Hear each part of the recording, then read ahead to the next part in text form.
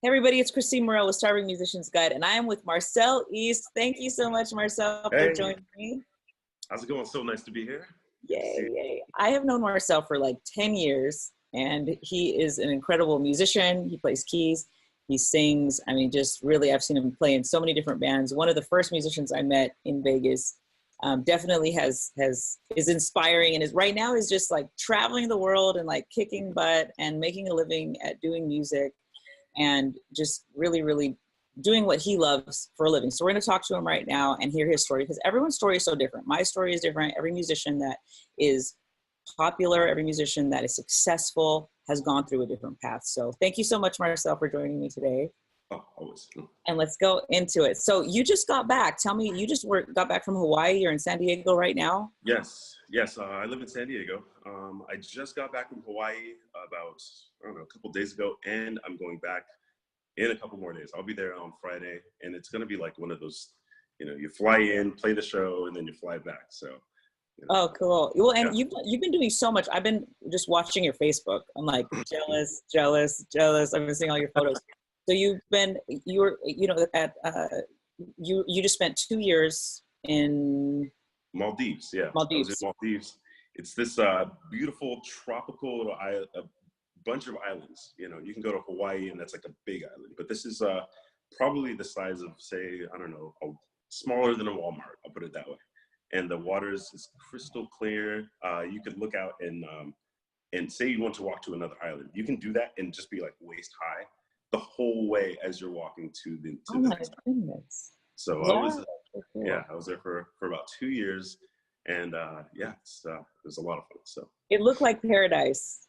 it It just didn't did. even look real. It looked like everything was photoshopped. I was It's like, yeah, what it's beyond amazing. It's more incredible than anything you can see in a picture when you get there, and it's all the way around you, and you get to see amazingness everywhere. So yeah, that's a really fun place. So Oh, we're wow. gonna talk about all that. Yeah, that's incredible. So I do want to talk about, because, I've talked about so many different like myths, limiting beliefs that people think. They think I'm too old, I'm too poor, I don't know anybody, I'm not Instagram famous or whatever. Everybody has something that has kept them from, pursuing music. And Mhm. because it can be intimidating, it does seem like this old profession that only like a select few people can do it, but people don't really know that it's actually doable. There's just a Mhm. process that you have to go through.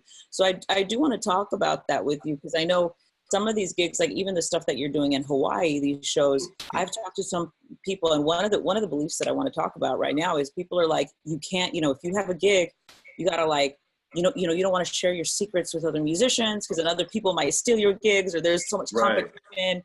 But you have always reached out and helped, other musicians if they need anything, and you once were a musician who probably needed help as well. But you have a great story of how you ended up in Hawaii, and that came from working with someone that was new, correct? Exactly. Yeah. See, I know a lot of people do have that mentality where it's like they want to be protective. They get a gig and they want to hold on to it, and they don't want to let anybody else, like, say, sit in. Like, say if somebody plays guitar or sings, they don't want to let them join in their show. If that's how they are, I mean, I'm sorry, but I've found that music, what we're doing, we're sharing the thing that we love the most with the world, and there's no better way to do that than with other people. So the person that I'm going to Hawaii with, my second trip to Hawaii this month, one of my great friends, Patrick Steven, he's in Las Vegas, and in his first, I think it's his first night in Las Vegas, he came to one of my shows, and he's like, "Hey, what's the Vegas scene like? What's cool to do? How do I get into playing in Vegas?" And instead of being protective, I was very generous, and I gave him everything I could to help him get up. And now, years later, now I'm going on trips with him. So I think it's like a camaraderie thing, and you need to support the people that are bringing you up, because if everybody comes up, we all get better together, and then we all support each other. And it just helps the whole music industry if we're all on each other's side versus fighting against each other and trying to and so I always let anybody, if anybody sings, I always invite them to come to my shows and sing, and it helps them get better, and it helps me to to see like what else is possible, and things that I maybe have been closed off to. So Yeah, absolutely. And I think that's such a great point, because I do know a lot of people that are like really, really protective. And this is such a great case of like, no, when you share something, it's like people want to return the favor too. And it feels good. You just have, that positive energy. And that's what music is. I mean, like you said, we're sharing what we love. Why would we like, no, you can't have any? Yeah. It kind of just, limits everything. But, and I know when I met you now, I mean, we're all constantly evolving. Yes. As musicians, we're coming into like what we're comfortable with. And I know when I met you, you were playing keys, and you're singing now. But back when I met you, you were just playing keys. And there's a lot of musicians out there that are a little bit intimidated because they play an instrument and they don't sing. But you are completely making a living off of just keys in bands and local bands in Vegas. And I think this is really awesome, because you're such a good example of, one, the evolution of a musician, but also making a living in, one thing, being good at that. And what I would like to know is, how do you find, bands to perform in? How did you book these gigs when you were playing keys? Okay, so I was playing keys for probably, I don't know, a bunch of years. I'm not gonna say how many, a whole bunch of years, just playing keys. And then I just happened to have an offer for a gig that I could not refuse, but it was a solo gig. And I never thought about it or ever contemplated singing myself. I didn't know what my voice sounded like. And I was super nervous, but I ended up doing it, and then realizing like, hey, maybe I can do this. I was lucky enough to have an uncle that is incredible at bass. So I got my bass player down. And as far as drums, you just go to shows. I would happen to be on a showcase, and the drummer that I have right now, I must have heard maybe the intro to the song, like 1, 2, 3, and I was like, this is my guy. And you could tell right off the second, just the way he counted it off was incredible. And I knew I wanted to have him in my band. So, and then there's other things where there's an open mic that I went to a couple months ago, and I just played keys on that, and I found a guitar player, and then also I was discovered for my keys, and I've been doing gigs with another band. So, I got what I needed for mine, and I am helping somebody else with what they need. So, it's awesome. Those relationships. Well, and you know what? And that's such a good point, because I talk to people. Some people are like, what, I can't put together a band because I don't have money. People always think you have to have money to put together a band. But that's not the truth. There's a lot of people just like you, like you're a keyboard player, singer, and you needed a guitarist. Well, there's guitarists out there that need to join bands. There's drummers that need to join bands. And what you did was you went out there, I've talked about so much with going to open jams, open mics, playing, networking, being out there. Because you don't have to have any money, $0. You don't, and that's one of the things when I came to San Diego. See, I used to live in Las Vegas. I was there for a bunch of years, and this is my first year. I haven't even made it a whole year in San Diego, and I was quickly able to find a band. And when you go to these places, you just need to be visible. You need people to see you, and you need to be like in their minds. So I personally prefer that over doing Craigslist searches or, any type of like, online search. You can find people that way, but you get a better sense of them and people who are actually doing it, because people could sit around at home and do all their blast information as much as they want at home. But when you go out and you're seeing people that are doing it, then you have a better idea of like what caliber and what level they're at. And you can have a better interaction with them. So you don't need money to do that. You just, say if you want to just go out and hang, listen to some music, and then meet people there, and, compliment them, tell them what you like, and, be humble and let them know that, you might want to work with them. So. Absolutely. And you know what I noticed as well? I noticed that sometimes it just takes for you to find one person. Like if you find, like you're new somewhere, you find like one good bass player. Mm-hmm. He knows a million other guitar players, a million other drummers, especially if he's local. You just got to find one good guy that's talented, and anybody that he's going to recommend is going to be talented. So sometimes if you just do the one, then you've already done all your work. Exactly, because if they're really good, that means everybody else knows they're really good, and they're going to have been in many different bands. So yeah, and that's the thing too, is I think sometimes people, another thing was playing in multiple bands, you really polish up being able to play in so many different styles and being versatile, being able to play for lots of different crowds. I know that that's, over the years for me, as I've played in different, in a rock place, in a jazz place, in a Latin place. Now, if someone just kind of throws me to the wolves and they're just like, here, go play, I can just look around and be like, okay, cool. Let me pull out my list of, weird funk music or whatever it is.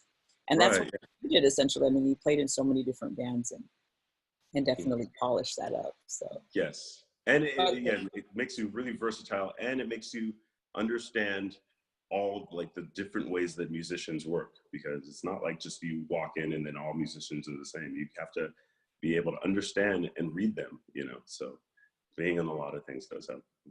Yeah, absolutely. And it takes time. And I think people also want to like rush into, music, or maybe they take on too many things. And I tell everybody, I'm like, pick that one thing that you want to do. Like if you want to just play guitar or you want to sing, pick that one thing, polish that up, and you're naturally going to start picking up the other thing. I mean, like yourself, you ended up putting together your own solo show, which you said was something you didn't even know you could do, which is really cool. I know. Yeah, which is really cool. And that's another point is experience. Some people, I try to like really emphasize that you're never really prepared for anything. You can only get so prepared. You only start learning once you're on stage. Exactly. But then you start thinking the way people react and how was that for you? Like once you got on there and you were solo?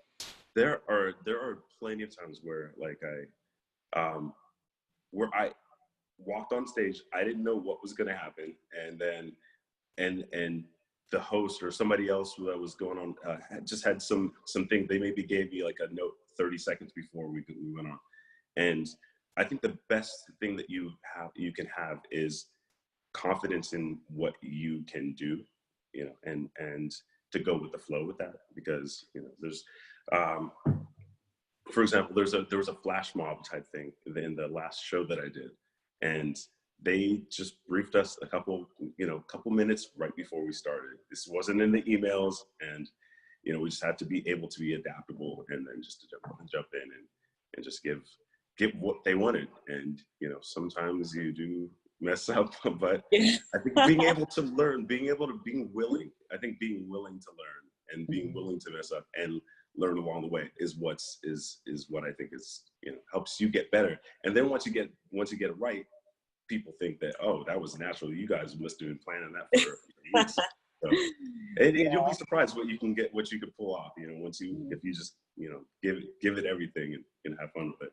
Well, the majority of the people don't even know if you mess up. If you're still smiling and like I'll hit like wrong keys, but I'm like standing up and like I'm like jamming. Right. People are like, "You're so good," and I'm like, "Man, I just missed like every chord of the song because I looked like I was enjoying myself and having a good time." People don't really pay attention. It's whenever you do that look where you're like, oh my God. Exactly. Yep. Then people are like, "Oh yeah, I did that stuff."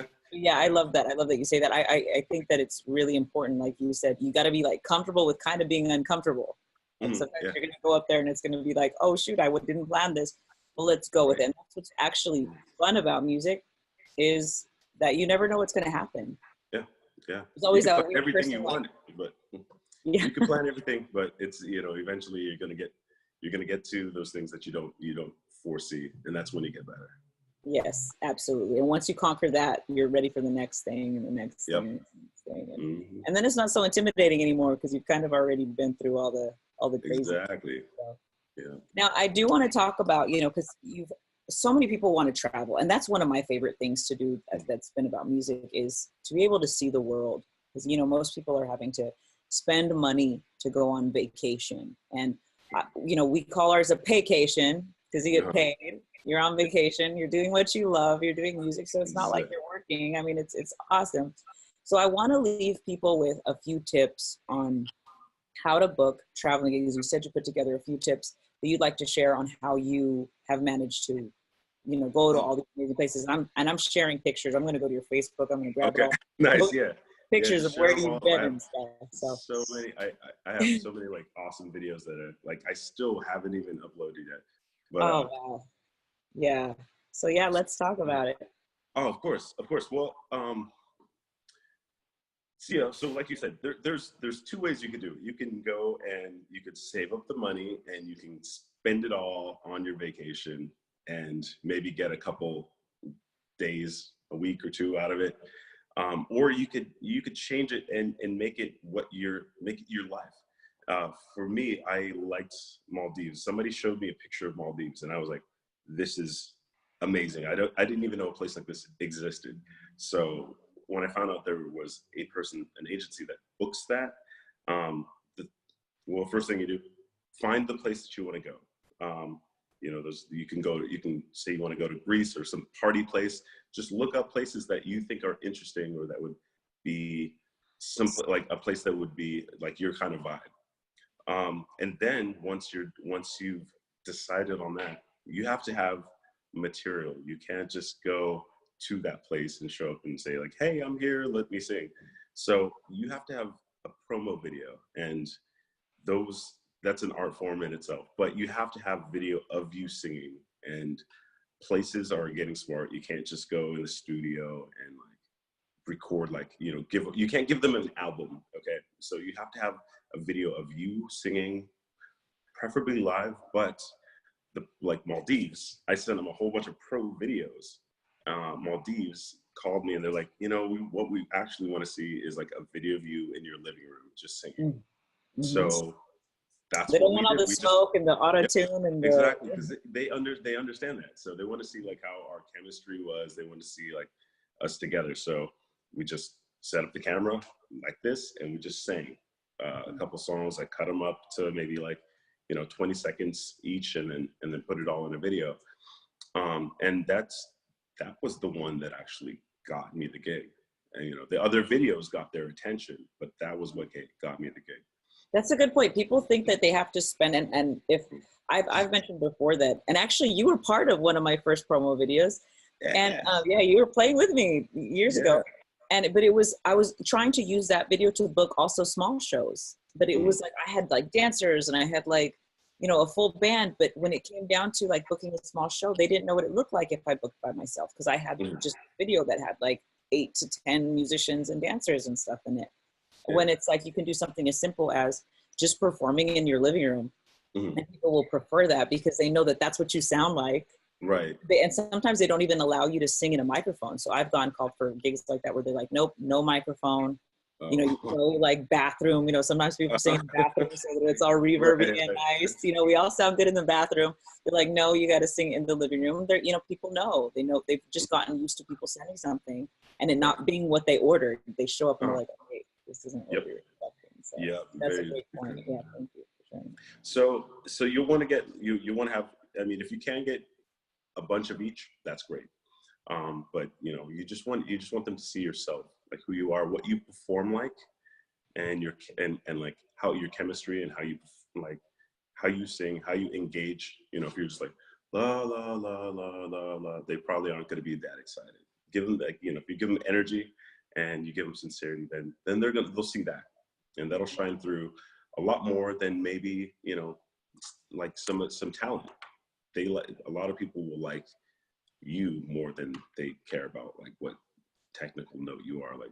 So that's thank you for sharing that, because some people are like, that's another limiting belief. They're like, I'm not the best singer in the world, I'm not the best player in the world, but it's like a lot of it has to do with your energy, how likable you are, what songs and that sort of thing. So that's great. And then you find an agency. So I guess the next thing to do, just find an agency. You can go online and find agencies. There's a lot to advertise, or you can go and find other bands that are playing where you want to play and just chit chat with them. And you just say like, hey, who'd you book through? Or you can go to the venue. You can say, I know that this place has music, or I saw like a piano in one of their pictures or something, and then you just go get in touch with the like whatever customer care and just say, who books your venue, and then you could just send that to them. Do that to a lot of places. Some of them might not return your message. Some of them will. So, but you get a contract, and then that contract, like I said, I started with a 3-month contract that turned into 2 years. So that's where you go. And once you get in touch with that agency, you want to make sure you don't bug them, but you make sure that they know that you exist and that you're still looking to work with them, because they I'm sure they get like thousands of requests a day or so. You want to make sure that you are in the front of their mind, and don't just be like, hey, where's my gig? Don't be aggressive. Be very personable with them, and just say I'm really interested in your location. Like, say it's Maldives, say it's Greece, whatever.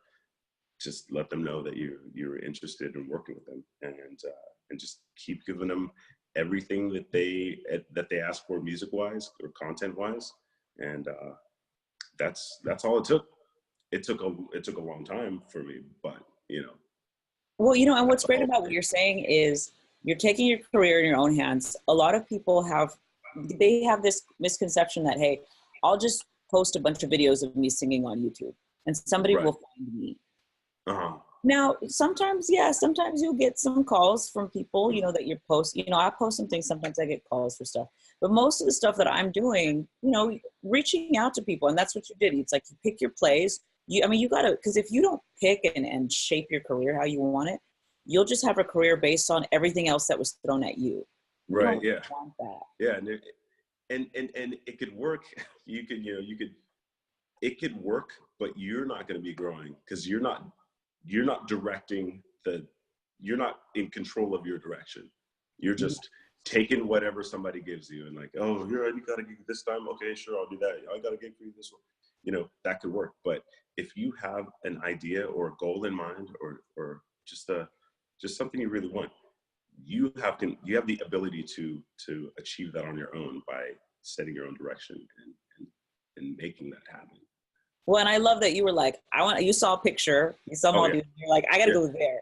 Oh, well, yeah, absolutely. That was the easiest decision ever. I as soon as I found out that place existed, I found out how to book it, and I just didn't stop. The thing about the Maldives is there's only a few places that have entertainment. It's not like Las Vegas where there's every place you go down the street will have some type of live act. There's only one place in Maldives, and they hire people for like 3 months at a time. So I just had to wait until their 3 months was over, and then the people after them, their 3 months was over. So that's where the waiting kind of took place. But shows like when I played in China or Russia or Qatar, those are all you just get in touch with somebody, and then as soon as they're open, then you got to go on. And sometimes it's last minute. Sometimes it's like, can you leave like next week? In 2 weeks? Yeah. It's happened like that before. Mm-hmm. So you have to be flexible. Now, the last thing I want to leave with people, and that we've talked about traveling, and again, thank you so much, because everything that you've talked about is so useful, and everyone needs to apply this to, whether they're starting out or they're already doing it. This is all great stuff. So we were talking about, one, people can rely on talent alone. They can. You can make a living relying on talent. But there's a million singers out there. There's a million musicians out there. There's a million people that are out there that are good.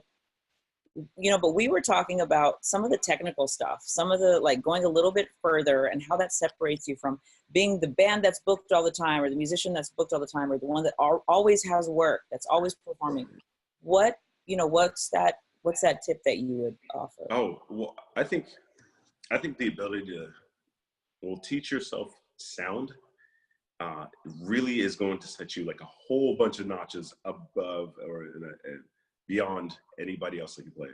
I mean, anybody can play Don't Stop Believing. Anybody can play like dun, dun, dun, dun, anybody can do that. Everybody, those notes are out there. You could, Google the sheet music, and anybody can do that.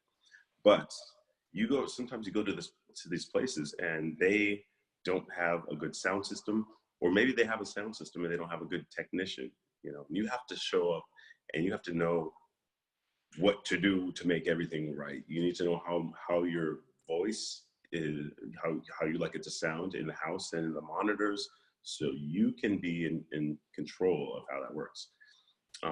Some of these places, especially the international ones, there's not always a sound engineer there. There might be lighting tech, like electronic technicians that just go around and make sure the power works in the venue, but they have no idea what sound is, and they just go and they like plug things in and they just hit the go button and then that's it. And if you are to do your show like that, you're really cheating yourself out of how good you can sound, out of how you affect your audience, and nobody notices when they get it right, and sometimes they might not even notice when they get it when it's wrong. But if it's really wrong, if it's really wrong, you'll notice. But if it's if it's right, then you're just putting yourself in a higher echelon of musicianship. So, you know. Well, and the other thing too is, if you sound bad, sometimes it is just the sound is really bad or it's not leveled correctly, and you'll get blamed. Right? Yeah. They were really bad.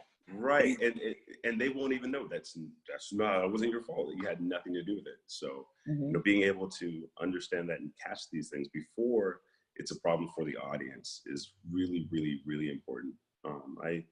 I do sound for my shows every time, and you know, beforehand, and I think you can't sacrifice that, and you can put it in someone's hands if you trust them, but you shouldn't always just go into it assuming that somebody's got this, you know? Yeah, and then sometimes, you know, the settings for like someone else, you know, if someone's been working with another musician, another singer, works well for them, and it will work terribly for you because you're just a different type of musician. And I know for myself, one of the things I do is I usually, you know, if I don't know the person and I don't know that they're going to be attentive and making sure my sound is right, I bring my mixer and I put my mixer right next to my keyboard. Exactly. I'm playing and singing. I'm adjusting I'm running my own sound and performing at the same time, you know, because it's not enjoyable. It's not enjoyable. It doesn't sound right. Yeah. So, yeah, that's a really, really great tip. And we'll definitely separate, like you said, from the you know, the professional, really great bands to the ones that are like, you know, they're doing good. They're doing all right, and you can still do okay with it. It's important that everyone, at least general knowledge of it. So this is all really great. Marcel, was there anything else that you would like to leave with anybody? You've covered so much. I would. You know, you mentioned earlier, like limiting beliefs. I had some, I still have some. Oh gosh, yes, this is good. And I'm always trying to get better myself. And I just feel like it, you know, if I could share some of what my limiting beliefs are, that things that I have to overcome. Well, I personally, you mentioned earlier too, that, you know, you might not think that you might be the best singer. You know, you're always trying to get better. You could always try to teach yourself and sing more, sing all the time. But I've always kind of felt like I don't have the most, I don't know, like soul gospel voice. Like I wish I could be that guy that does like all the runs and stuff. And you know, I could do a couple on a good day, but that's not really my singing style. And I think accepting who you are vocally is really important to owning your craft, and like making yourself like a good package for places. If you go trying to do something feeling that you're not doing it in a certain genre that you aren't able to do, then you're gonna pick bad songs. You're gonna sing the songs you do have poorly, and just not trying to compare yourself to, oh, that guy can sing like this, and you know, and don't compare yourself to that. I think it's better to know how your singing style is and own it and get better at how you are, but like still sing like you. don't sing like anybody else. So that's one thing that I think. And the other thing is that I always would struggle with, and thankfully now I'm starting to get over it, is a lot of us have that mentality that it has to be perfect. Like, you have a vision in your head. We're all creative people. We have a vision of this is how it needs to be. And so therefore I won't release an album or a single. I won't record a video because, oh no, I wanted this thing here. And until I have like my fog machine, no video, you know, that's crippling you. Yes. You could always get better later, or you could always have your fog machine or whatever it happens to be later. But having something now to show is more important than having one thing perfect to show. And the people that love you and the people that are following your career are going to appreciate what you're doing, and all the little baby steps that you're taking now that you think is like, oh, the studio's not right, or the video, I wish it was in like higher resolution, you know. Those people are going to appreciate your journey, and also you need something to show people. You know, if it's like a single, you know, if you meet somebody that's another musician, like, oh yeah, let me hear your work. Like, well, I've got like 30 amazing songs. I just haven't uploaded them yet. I haven't released them yet. Then you have nothing. You have nothing. So at least have, you know, 29 all right songs that maybe aren't where you want them, but you're always going to make something better.